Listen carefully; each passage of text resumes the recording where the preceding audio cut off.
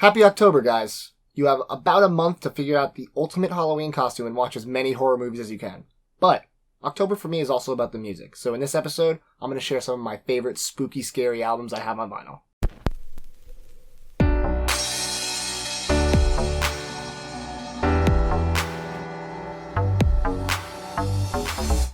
So I have a handful of records that are definitely atmospheric and spooky and creepy, and they get me in the mood for Halloween. So I'm going to share them with you because you might not have heard of a lot of them, and they're all really interesting. So let's start off with something that's really cool. This is an album called Dead Man's Bones. It is a folky, gothic rock album, and it's by someone you might have heard of named Ryan Gosling. He and his friend Zach Shields made this album, and they made it after realizing they had a mutual love for the Haunted Mansion at Disneyland. They also collaborated with the Silver Lake Conservatory Children's Choir for this, and while they have beautiful voices, it adds this perfect, haunting, really creepy element to the back of the music, which is perfect for this album.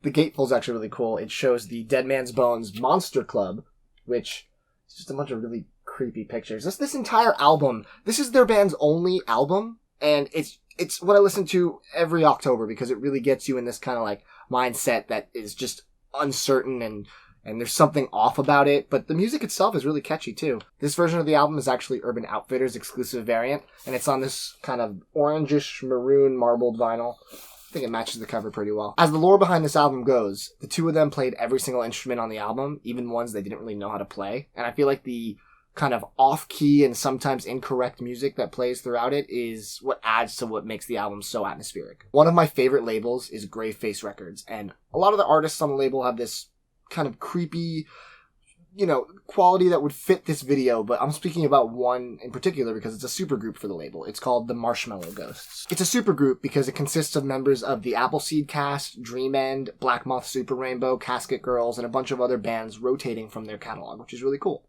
They actually released their self-titled album on this really spooky, cool jack-o'-lantern record, which is orange and black haze. The release itself didn't come with an actual jacket. It came in just a sleeve, but it came with this cool little book that has the track listing on the back, and inside there's a CD and a little booklet that has things like they have games and pictures and stories. I think there's a Mad Libs. Yeah, there's Mad Libs at one point, and it's just a really fun kids creepy little booklet. They have a maze. More artists should do stuff like this because vinyl is a medium that allows you to expand the packaging and what you offer to the customer compared to digital and CD. The music's interesting because it manages to have this kind of creepy and unsettling tone to it, but it's wrapped in this really sugary electronic pop.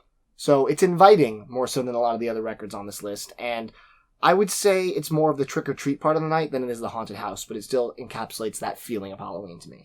I also have this 10-inch of theirs, and it comes on this Count Chocula colored vinyl, which I thought was cool. This next one is really spooky.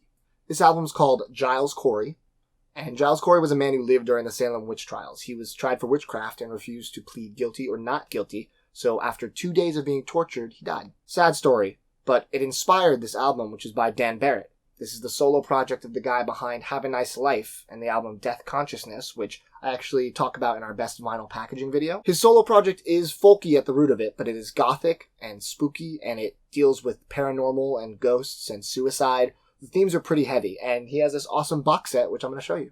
This album features ghostly choirs and organs, and the sound fluctuates between this introspective folk and then these intense bursts of sound. I got it on this green vinyl. It actually comes on a couple different colors. There's red and I think a standard black. Something really cool about this box set is that it includes this 150-page book. It's about the lead singer's suicidal and depressive tendencies, as well as a man named Robert Vore, who was a cult leader. It's a really good companion piece to the album. It's a very, very creepy read. It's almost uncomfortable to keep reading if you tried to read it all the way through, but it really helps bring out the themes of the album if you read it while listening or before listening to the album. If you're into kind of spooky music like this, unsettling stuff, I would definitely check out The Flenser. That is the label that puts out Have a Nice Life, this album, and a bunch of other cool stuff that you should check out. This next album is called Moonwiring Club, Leporine Pleasure Gardens. And this is one I found when I was actually digging in Amoeba in the electronics section, and I saw it said staff picks on it, and I was really intrigued by the art of it. If you can see, the art is really psychedelic, but with a really creepy element to it. On this, there's a creepy like rabbit lady, and it's just I was drawn to it, and I was curious as to what the sound was like. So I actually sought out the guy who recommended it from the staff. He happened to be working that day, and he explained it to me as these ambient soundscapes. A side and B side are totally different. One of the sides sounds like it's almost inspired by a carnival, and the other one's almost like a haunted house.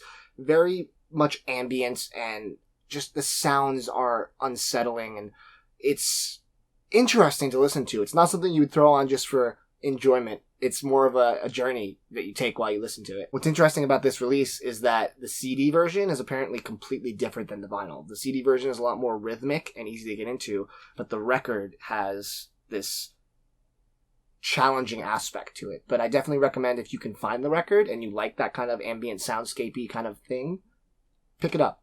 And finally, you can't complete a video about spooky, creepy music without discussing Witch House. This is Salem's King Night, which I would say is the flagship album of the Witch House genre.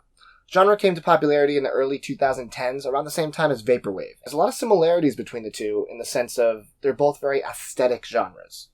Both of them have a very visual aspect to it with the album art, as well as the sound having that similar kind of feel. Rooted in electronic music, the genre characteristically has aspects of noise, trap, drone, drum machines, industrial music, and it often has ethereal vocals that are either pitched up or pitched down to match the tone of music.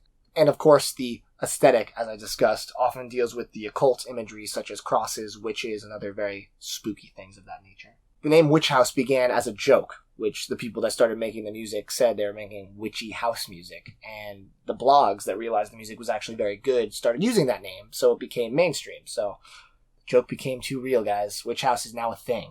Salem disappeared around 2012, and there has not been music from them since. But there's rumors that they might be having an album next year, which I would be looking forward to very much, because King Knight is an incredible listen. There isn't a lot of Witch House vinyl, unfortunately, but another one that's a great album is Summer of Haze, Holy Heavenhood. This album isn't quite as good as King Knight, in my opinion, but it definitely is a worthy addition to the Witch House catalog. And if you like King Knight and you want more Witch House, I recommend it. What are some albums that you listen to get into the Halloween spirit? Leave a comment and let me know.